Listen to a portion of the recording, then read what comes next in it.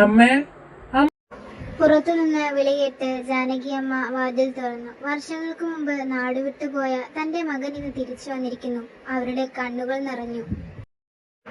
മോനെ, അജു, നീ? അതെ അമ്മേ, ഞാൻ തന്നെ. കാൽ കാശിന് കൊള്ളില്ലെന്ന് എല്ലാവരും പറഞ്ഞ് അമ്മയുടെ മോൻ ഇന്നൊരു കോടീശ്വരനാണ്. അടുത്ത ഡയലോഗ് പറയും മുൻപേ അമ്മ എന്റെ തലയിൽ വെള്ളമൊഴിച്ചിരുന്നു. എന്താ അമ്മേ, ഇന്നും സ്വപ്നം മുഴുവിപ്പിക്കാതെ എഴുന്നേൽപ്പിച്ചോ? എന്താ? എഴുന്നേറ്റ് വാടാ അജു, പുറത്തോട്ടൊക്കെ ഒന്ന് പോ, അച്ഛനെ ഒന്ന് സഹായിക്ക്. കണ്ണും തിരുമ്മി എഴുന്നേറ്റ് പല്ലും തേച്ച് പിന്നാമ്പുറത്തുനിന്ന് വായും മുഖവും കഴുകുമ്പോ പറമ്പിന്ന് അച്ഛനെ കണ്ടു. അമ്മേ, അച്ഛനെന്താ രാവിലെ തന്നെ? ദാ വരുന്നുണ്ട്, നീ തന്നെ ചോദിക്ക്. ജാനി, ഇന്ന് ഞാൻ 2 വാഴ വെച്ചു. 24 വർഷം മുമ്പ് നട്ടിരുന്നേ. ഇതിലും ഗുണണ്ടായേനെ. അതച്ഛൻ എനിക്കിട്ട് വെച്ചതാണെന്ന് മനസ്സിലായി. എഞ്ചിനീയറിംഗ് കഴിഞ്ഞ് 2 കൊല്ലായി. ഇനിയും ജോലിയൊന്നുമില്ല. വേറൊന്നല്ല, മടിന്ന് വെച്ചാ മടി. പിന്നെ 2 പേപ്പറും കൂടി കിട്ടാനുണ്ട്, സപ്ലി തന്നെ. അതും കഴിഞ്ഞ് നോക്കിയാ പോരെന്ന് വിചാരിച്ചു. ഞാൻ പിന്നെ അവിടെ നിന്നില്ല, നേരെ പോയി പുറത്തോട്ട് തന്നെ. അവിടെ പോയിട്ട് ഒരു ചെറിയ ആവശ്യമുണ്ട്. വേഗം തന്നെ റൂമിൽ പോയി ഡ്രസ്സ് മാറ്റി പുറത്തോട്ട് നടന്നു. വന്ന കാര്യം നടന്നു, കണ്ടു. വേറെ ആരുമല്ല, എന്റെ ആദു. ജോലിയും കൂലിയും ഇല്ലെങ്കിലും പ്രേമം അത് നിർബന്ധ. കോളേജിൽ പോകും വഴി കാത്തിക്കുന്നയാ പാവം. ഒന്ന് അനങ്ങി നടക്കണ്ട അജുവേട്ടാ. പോടി മുണ്ടക്കണ്ണി. എന്റെ ബസ് ഇപ്പൊ പോകും. ബസ് പോയാ പിന്നെ 9 മണി കഴിയും കിട്ടാൻ. വാ, റോഡ് വരെ ഞാനും വരാം. അജുവേട്ടാ, പത്രം നോക്കിയിരുന്നു. തൊഴിൽ വീതിയിലെ ഒരുപാട് ഒഴിവുകളുണ്ട്, അതൊന്ന് നോക്ക്. അവൾ കയ്യിലുള്ള പത്രം അജുവിന് നേരെ കൊടുത്തു. അയ്യോ, ദേ ബസ് വന്നു, ഞാൻ പോണു. ഞാൻ അവളെ ഓർത്തുകൊണ്ട് വീട്ടിലേക്ക് നടന്നു. വീട്ടിലെത്തിയപ്പോ തന്നെ കണ്ടു അമ്മ അച്ഛന് ചായ കൊടുക്കുന്നത്. അകത്ത് നടന്നപ്പോഴോ തീന്മേശയ്ക്ക് മുമ്പിൽ ഇരുന്ന് 2 പേരും എന്നെ നന്നായിട്ട് നോക്കുന്നുണ്ട്. എടി ജാനി, വാഴ കൊലച്ചു, പഴുക്കാൻ ഇനി നേരം വേണ്ടട്ടോ. എന്നാ ഇയാളങ്ങ് പഴുപ്പിച്ച് തിന്ന്. അല്ല പിന്നെ രാവിലെ തന്നെ തുടങ്ങി എന്നെ ട്രോളാൻ. അത് കേട്ടോണ്ട് ചിരിക്കാൻ അമ്മേ. ഞാൻ നേരെ അടുക്കളയിലേക്ക് നടന്നു. അവിടെ അമ്മ നല്ല പുട്ടും കടലക്കറി ഉണ്ടാക്കിയിട്ടുണ്ട്. ഞാൻ അതെടുത്ത് കഴിക്കാനായിരുന്നു. അപ്പോ അച്ഛൻ എന്നോടെന്താ പോലെ അമ്മയോട് പറഞ്ഞു, ഇവിടുത്തെ എഞ്ചിനീയർക്ക് പഠിക്കാൻ വേണ്ടി എടുത്ത ലോൺ അടയ്ക്കാനുള്ളതെങ്കിലും ഉണ്ടാക്കുമോ എന്ന് ചോദിക്ക് ജാനി അവനോട്. കഴിഞ്ഞ 1 വർഷമായിട്ട് അച്ഛൻ ഇങ്ങനെയാണ്. ഒരു ജോലി കിട്ടിയത് ശമ്പളം കുറവാണ്, പഠിപ്പിന് ചേരില്ല എന്നൊക്കെ പറഞ്ഞ് ഒഴിവാക്കി. പിന്നെ പുറത്തു പോകാൻ വിസ കിട്ടിയപ്പോഴോ മടി കാണിച്ചു മുടക്കി. ആ പ്രവൃത്തികൾ ഞാനും അച്ഛനും തമ്മിലുള്ള അകലം വർദ്ധിപ്പിച്ചു എന്ന് വേണം പറയാൻ. നിങ്ങൾ ആ മേശമേലോട്ടൊന്ന് നോക്ക് മനുഷ്യ. അവനെ തൊഴിൽ വീതി നോക്കുന്നത് കണ്ടോ? അവൻ ജോലി നോക്കുന്നുണ്ട്. ആ, അല്ലെങ്കിലും നീയാ അവനെ ന്യായീകരിച്ച് മടിയനാക്കുന്നേ. എന്റെ അതു, നീ അത് തന്നതുകൊണ്ട് അമ്മയ്ക്ക് എന്നെ ന്യായീകരിക്കാനായി ഒരു കാരണം കിട്ടി. അച്ഛൻ എന്തൊക്കെയോ പറയുന്നുണ്ട്, ഞാനതൊന്നും കേൾക്കാൻ നിന്നില്ല. ചായ കുടിച്ച് മുറിയിലേക്ക് അങ്ങ് കയറി. ഫോൺ എടുത്ത് 2 ദിവസമായി ഓഫർ തന്നിട്ട് എങ്ങനെ ചാർജ് ചെയ്യാനാ? 2 ദിവസമായി സ്റ്റാറ്റസ് ഇട്ടിട്ടും വീഡിയോസ് കണ്ടിട്ടും. ഡൗൺലോഡ് ചെയ്ത സിനിമയെല്ലാം കഴിഞ്ഞു. എങ്ങനെയെങ്കിലും അമ്മയെ സോപ്പിട്ട് പതപ്പിച്ച് പൈസ ഒപ്പിക്കണം. അമ്മയാണെങ്കിൽ അപ്പുറത്തെ വീട്ടിലെ ചേച്ചി പരദൂഷനാണ്, അതാണ് എല്ലാവരുടെ മെയിൻ. പിന്നെ ഇതിനിടയൊക്കെ പോവാന്ന് വെച്ചാ ജോലിക്കാരും ചോദിക്കും. പിന്നെ അങ്ങോട്ട് പോകുന്നത് സേഫ് അല്ല, അത് തന്നെ. പിന്നെ കുറച്ചു നേരം TV തുറന്ന് കണ്ടു. തമന്ന ചേച്ചിയുടെ ഡാൻസ്. അടടമഴടാ അടമഴടാ പാട്ട് കേട്ട് അതുപോലെ ഞാൻ സ്വപ്നം കാണാൻ തുടങ്ങി. കുറച്ചു കഴിഞ്ഞ് അമ്മ വന്ന് തലയ്ക്കൊരു കൊട്ട് തന്നപ്പോ ഒന്ന് ഇളിച്ച് കാണിച്ച് അമ്മയെ നോക്കി. തമഞ്ഞ പോയി നായൻ ചേച്ചി വന്നതൊന്നും അറിഞ്ഞില്ല. അമ്മ അടുക്കളയിലേക്ക് പോയി. ഞാനും അമ്മയുടെ കൂടെ പോയി അമ്മയെ സഹായിച്ചു. എന്റെ കാട്ടിക്കൂട്ടിൽ കണ്ടിട്ട് വേണം അമ്മ അരിപ്പാത്രത്തിൽ നിന്ന് ഒരു 300 രൂപ എടുത്ത് എന്റെ കൈ തന്നു. പോയി റീചാർജ് ചെയ്തോ. ഇതിനല്ലേടാ ഈ സഹായങ്ങളൊക്കെ ചെയ്തു തന്നത്. പിന്നെ ഞാനിത് തരില്ല. എന്റെ പുറകിൽ നടക്കുകയും വേണ്ട. ഇത് അമ്മയുടെ സ്ഥിരം ഡയലോഗാണ്. ഞാൻ വൈകിട്ട് പോയി ഫോൺ റീചാർജ് ചെയ്തു. അച്ഛൻ വരുന്നത് കണ്ടു. പിന്നെ ഞാനൊന്ന് കുളിച്ച് ഡ്രസ്സ് മാറിയിരുന്നു. എന്താ ജാനി, എഞ്ചിനീയർ എന്ന് കൂട്ടുകാരുടെ കൂടെ ഊരി തണ്ടാൻ പോയില്ലാവോ? അമ്മ എന്നെ നോക്കി ചിരിക്കുന്നുണ്ട്. ബൈക്ക് പണി തന്നു, അത് നന്നാക്കാൻ കൊടുത്തോണ്ടാണ് ഇന്നെങ്ങും പോകാതെ ഈ നേരം എന്റെ അച്ഛൻ ആദ്യമായിട്ടാണ് കാണുന്നത്. ഇങ്ങനെ കളിയാക്കാൻ സഹിച്ച് സമയം മെല്ലെ നീങ്ങി. ചായ കുടിക്കുമ്പോഴാണ് പുറത്തുനിന്ന് ആരോ വിളിക്കുന്നത് കേട്ടത്.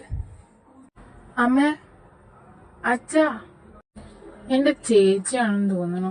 കല്യാണം കഴിഞ്ഞ് പോയതാണ്. ഇടയ്ക്കൊക്കെ വരും, പ്രതീക്ഷിക്കാതെ. അച്ഛൻ പുറത്തു നിന്ന് നോക്കി അമ്മയെ വിളിച്ചു. എടി ജാനി, വേഗം വന്നേ. ആ വിളിയിൽ എന്തോ ഒരു കുഴപ്പം. ഞാനും അമ്മയുടെ കൂടെ ഇറങ്ങി. പുറത്തു വന്ന് കണ്ട കാഴ്ച ഞാനൊന്ന് ഞെട്ടി. എന്റെ ദൈവമേ! ഞാൻ അവിടെ തന്നെ നിന്നു. പുറത്തു വന്ന അതിഥിയോട് അമ്മ ചോദിച്ചു, നീ ആകെ മാറിപ്പോയല്ലോടാ അബിക്കുട്ടാ. അമ്മ പറഞ്ഞത് സത്യം. അവൻ വല്ലാതെ മാറിയിട്ടുണ്ട്. ഈ നാട്ടിലെ എന്നെക്കാളും വഴി വാഴയായിരുന്നു ഈ തെണ്ടി. കഴിഞ്ഞ വർഷം സ്വന്തം അച്ഛനോട് അടിയുണ്ടാക്കി പോയതാ. ഇപ്പത്തെ വീണ്ടും എഴുന്നള്ളി വന്നിരിക്കുന്നു. കാറും ചെത്ത് ലുക്കും. പിന്നെന്താ, കാലത്തെ സ്വർണ്ണമലയാന്നാ തോന്നണേ. ഇതൊക്കെ ഇട്ട് ഓരോന്നേ ഇവന്റെ വിചാരം. പന്നി. നീ ഇപ്പൊ എവിടുന്നാ? ഗെറ്റപ്പ് മൊത്തം മാറിയല്ലോ. എന്തേലും ചോദിക്കണല്ലോന്ന് കരുതി ചോദിച്ചതാ. അത് ചോദിക്കണ്ടെന്ന് തന്നെ പിന്നീട് തോന്നി. എന്ത് പറയാനാടാ, ഒരുപാട് കഷ്ടപ്പെട്ട് ചെന്നൈ ബിസിനസ് തുടങ്ങി. എന്റെ ഭാഗ്യത്തിന് അതങ്ങ് ക്ലിക്കായി. അപ്പോ അവിടെ ഒരു ഫ്ലാറ്റ് വാങ്ങി. അച്ഛനെയും അമ്മയും കൊണ്ടുപോകാൻ വന്നതാണ്. പിന്നെ നീയായിരുന്നല്ലോ എന്റെ ബെസ്റ്റ് ഫ്രണ്ട്. ഒന്ന് കണ്ടേച്ച് പോവാന്ന് വിചാരിച്ചു. ശവം കെട്ടിയെടുക്കാൻ കൊണ്ട നേരം. അപ്പോഴാണ് ഞാൻ പ്രതീക്ഷിച്ച ഡയലോഗ് അച്ഛൻ വൈകാതെ വിളമ്പിയത്. കേട്ടോ ജാനി, മക്കളായ ഇങ്ങനെ വേണം. അത് കേട്ട് അവൻ എനിക്കൊരു അളിഞ്ഞ ചിരി പാസാക്കി. തെണ്ടിപ്പോട്ടി. അമ്മ അവനെ വീട്ടിലേക്ക് ക്ഷണിച്ച് ചായ കൊടുത്തു. പണ്ട് അവൻ എന്നെ ചീത്തയാക്കുന്നു എന്ന് പറഞ്ഞ ആളാണ് ഇന്ന് അവനെ സൽക്കരിക്കുന്നത്. കാലം പോയ പോക്കേ. മോനെ അബി, അജുവിന് പറ്റിയ ജോലി എന്തെങ്കിലും ഉണ്ടോടാ അവിടെ? ആ, ഞാൻ നോക്കാം. അവനെ സമ്മതാച്ച എന്റെ കൂടെ പോന്നോട്ടെ.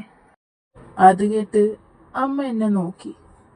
ടിവിയിൽ ഡോറ കാണുന്ന എന്നെ കണ്ടപ്പോ അച്ഛൻ പറഞ്ഞു, വേണ്ട മോനെ, ഇവിടുത്തെ എഞ്ചിനീയർക്ക് അതൊരു കുറച്ചിലാവും. അച്ഛൻ പറഞ്ഞത് കേട്ടിട്ടും എനിക്ക് മുഖത്തൊരു ഭാവവും വന്നില്ല. ഞാൻ ടി വി കാണാൻ തുടർന്നു. അച്ഛനും അമ്മയും അവനെ മാറി മാറി പുകഴ്ത്തുമ്പോ എന്റെ നെഞ്ചിൽ എന്തോ കുത്തി. ഇന്ന് രാവിലെയും കൂടി സ്വപ്നം കണ്ടതാ നാട് വിട്ടു പോയി കോടീശ്വരനായി തിരിച്ചു വരുന്നത്. അത് നടന്നത് ആ മരങ്ങുത്തിമോറന്റെ ലൈഫിലും. ഓർക്കുമ്പോ തന്നെ വിശ്വസിക്കാനാവുന്നില്ല. അസൂയ പെരുകുന്നു. എന്തായാലും അവൻ വീരസം വിളമ്പിയിട്ട് പോയി. അവൻ പോകുന്നത് കണ്ട അച്ഛൻ എന്നെ നോക്കി പുച്ഛിച്ചിട്ട് കയറിപ്പോയി. ഞാൻ അന്തസ്സായി വയറ് നിറയെ ഫുഡ് തട്ടി മുറിയിലേക്ക് പോയി. പിറ്റേന്ന് രാവിലെ എഴുന്നേറ്റു. അമ്മ നല്ല തിരക്കാണ്. പതിവ് പോലെ പല്ലും തേച്ച് ഞാൻ പുറത്തേക്ക് ഇറങ്ങി. അച്ഛൻ വാഴയുടെ അടുത്ത് തന്നെയാണ്. ഇന്ന് സൺഡേ ആണ്. ആദൂന് ക്ലാസ് ഇല്ല. അതുകൊണ്ട് ഞാൻ മെല്ലെ വീട്ടിൽ നിന്ന് പുറത്തോട്ട് ഇറങ്ങി. അവൾ അമ്പലത്തിൽ പോകാനെന്നും പറഞ്ഞ് എന്നെ കാത്തു നിൽക്കുന്നുണ്ടാവും. പെണ്ണ് ദേ എന്നെ കാത്തു നിൽക്കുന്നുണ്ട്. എന്താ ഇങ്ങനെ നോക്കുന്നേ? എന്താ? നീ എന്താ അതോ സാരിയില്? ഇന്നെന്റെ പിറന്നാളാ, മറന്നോ ഏട്ടൻ? ഇല്ല, മറന്നിട്ടില്ല. എനിക്കറിയാം. ഹാപ്പി ബർത്ത്ഡേ ഡിയർ അതു. ഫോണിൽ നോക്കി സമയം കളഞ്ഞു. എനിക്ക് പ്രായം കൂടി വരിക. ആലോചനകൾ ഓരോന്ന് വീട്ടിൽ നോക്കി തുടങ്ങി. ആ, നിങ്ങൾ പെണ്ണുങ്ങൾക്ക് ഇതല്ലേ പറയാനുള്ളൂ. ഇത് പറഞ്ഞിട്ടെങ്കിലും ഒന്ന് നന്നാവാൻ തോന്നിയാലോ? മര്യാദക്ക് ജോലി ശരിയാക്കിക്കോ. നീ പേടിക്കണ്ട, ഞാനില്ലേ. ആ, അവസാനം നല്ല ആലോചന വന്നു വീട്ടുകാർ ഉറപ്പിച്ച ഞാനും സമ്മതിക്കും. ജോലിയും കൂലിയും ഇല്ലാതെ നീ എപ്പ വരുന്ന? ഞാൻ എന്ത് കരുതിയ കാത്തിരിക്കണ്ടേ? പറ. അതു ഞാൻ പറഞ്ഞോ എന്നെ പ്രേമിക്കാൻ? ആഹാ, അത് നല്ല കഥ. ഇത് നല്ല ദിവസമായിട്ട് എന്നെ കൊണ്ടൊന്നും പറയിപ്പിക്കണ്ട. പെണ്ണിന്റെ മുഖം ദേഷ്യം കൊണ്ട് ചുവന്നു തൊടുത്തു. നല്ല ഭംഗി. വീട്ടിലേക്കുള്ള ഒരു കുറുക്ക് വഴിയിൽ കയറി. അത് ഒരു ഇടുങ്ങിയ വഴിയായിരുന്നു. ആരും അതുവഴി പോകാറില്ല. ഞാൻ അവളെ കയ്യിൽ പിടിച്ചു വലിച്ചു. ഇങ്ങോട്ട് വന്നേ ആദു. എന്താ ചേട്ടാ? അവൾ ഇടയിൽ കയറിയതും കുറച്ചു കാലമായി മനസ്സിൽ വിചാരിച്ച കാര്യം അങ്ങ് നടത്തി. അവളെ ചേർത്ത് പിടിച്ച് അവളുടെ ചുണ്ടിലൊരു മുത്തം. ആഹാ, അടിപൊളി. അവളെന്റെ കാരണം നോക്കിന്ന് തരുന്ന കരുതിയെ. പക്ഷെ പെണ്ണിത് ചിരിച്ചോണ്ട് ഓടിപ്പോന്നു. ഞാനും ഒരു അസല ചിരിയോടെ പറഞ്ഞു, ഇതാണിട്ടോ എന്റെ ബർത്ത്ഡേ ഗിഫ്റ്റ്. അവൾ തിരിഞ്ഞു നോക്കി ഒരു ചിരിയോടെ പോയി. ഞാനും നിർവൃതിയിൽ തിരിഞ്ഞു നടക്കുമ്പോൾ ദൂരെയായി ആരോ നിൽക്കുന്നത് കണ്ടു. അച്ഛൻ. ഞാൻ മുഖം കുനിച്ച് വീട്ടിലേക്ക് നടന്നു. അച്ഛൻ ഇതുവഴി വരും എന്നെനിക്കറിയാം. പക്ഷേ ഇത്ര പെട്ടെന്ന് വരുന്നു കരുതിയില്ല. എന്തായാലും എന്റെ കാര്യത്തിൽ തീരുമാനമായി. ഞാൻ വീട്ടിലെത്തി അമ്മയോടൊന്നും പറയാതെ മുറിയിൽ കയറി. ചായ കുടിക്കണം എന്നൊക്കെ ഉണ്ട്. നല്ല വിശപ്പ്. പക്ഷെ ഇറങ്ങിയില്ല. അച്ഛൻ കണ്ട തെറിവിളി അടി ഒക്കെ ഉണ്ടാവും. ഒരു മനസ്സമാധാനവും ഇല്ല. കുറച്ചു നേരം മുറിയിൽ അങ്ങോട്ടും ഇങ്ങോട്ടും നടന്നു. പിന്നെ ഇരുന്നിരുന്ന സമയം മെല്ലെ നീങ്ങി. അകത്തേക്ക് കയറിയ അച്ഛൻ അമ്മയെ വിളിച്ചു. എടി ജാനി, നിന്റെ മോനെന്തേടി? അവ റൂമിലുണ്ടാവും. ചില കാര്യങ്ങളിലുള്ള ആവേശം ഒരു ജോലി ഉണ്ടാക്കിയിട്ട് വേണം. ഇല്ലെങ്കിൽ കാത്തു നിൽക്കുന്ന കസ്തൂരിമാമ്പഴം വേറെ നല്ല ചെക്കന്മാര് കൊത്തിക്കൊണ്ട് പോവും. അമ്മ ഒന്നും മനസ്സിലാകാതെ നോക്കി നിൽക്കുന്നുണ്ട്. ഞാനാണെങ്കിൽ ചമ്മി നാറി മുറിയിൽ തന്നെ ഇരുന്നു. അങ്ങനെ ഒരു ദിവസം ഞാൻ ആദുവിനെ കാണാൻ പോയി. അവൾ ബസ് ഇറങ്ങി വരുന്നത് കണ്ടു. ഞാൻ അവളുടെ അടുത്തേക്ക് ചേർന്നു നിന്നു. അവൾ ഇന്ന് അല്പം ഗൗരവത്തിലാണ്. ഇന്ന് രാവിലെ കണ്ടില്ലല്ലോ. ഞാൻ കാത്തു നിന്നിരുന്നു. ഏട്ടനാ വൈകിയത്. അതിനാണോ നിന്റെ മുഖം കടുന്നല് കുത്തിയതുപോലെ? അവൾ വേഗത്തിൽ നടന്നു. എന്തിനാ ഇത്ര വേഗത്തിൽ പോകുന്നത്? അവളൊന്ന് നിന്നു.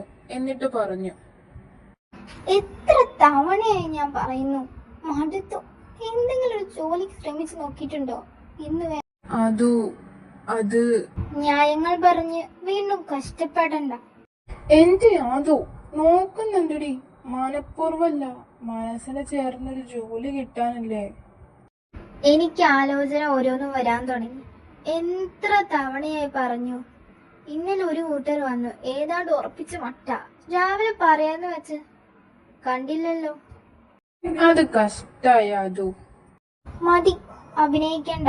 പറഞ്ഞു പറഞ്ഞു മടുത്തു. എന്താച്ചാ ചെയ്യേ. ആദു നിറഞ്ഞ വഴികളോടെ എന്നെ നോക്കി. ഞാൻ അവളുടെ കയ്യിൽ പിടിച്ചു പറഞ്ഞു, ആദു നീ കുറച്ചു നാളും കൂടി പിടിച്ചു നിൽക്കണം. ഞാനൊരു വഴി ഉണ്ടാക്കാം. ഉണ്ടാക്കണം. ഇല്ലെങ്കിൽ ഈ അതിരെ പിന്നെ ആരും കണ്ടില്ലെന്ന് വരില്ല. അവള് പോയി. എന്തോ മനസ്സിൽ വല്ലാത്ത നീറ്റൽ. വീട്ടിൽ ചെന്നപ്പോ അച്ഛനും അമ്മയും ഉമ്മർത്തുണ്ട്.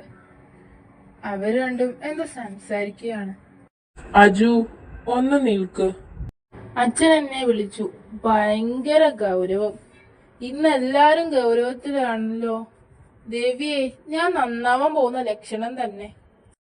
അച്ഛൻ എന്നോട് പറഞ്ഞു, നാളെ നീ എന്റെ കൂടെ ഒരിടം വരെ വരണം. രാവിലെ ഒരുങ്ങി നിൽക്കണം, മറക്കരുത്. ഞാൻ കിടന്നു. മനസ്സ് മുഴുവൻ ആദുവിന്റെ നിറഞ്ഞ മിഴികളായിരുന്നു. എല്ലാം പരിഹരിക്കുന്ന സ്വപ്നം കണ്ട് ഞാൻ ഉറങ്ങി. രാവിലെ അമ്മ എഴുന്നേൽപ്പിച്ചു. രാവിലത്തെ ഭക്ഷണവും കഴിച്ച് ഞാൻ അച്ഛന്റെ കൂടെ ഇറങ്ങി.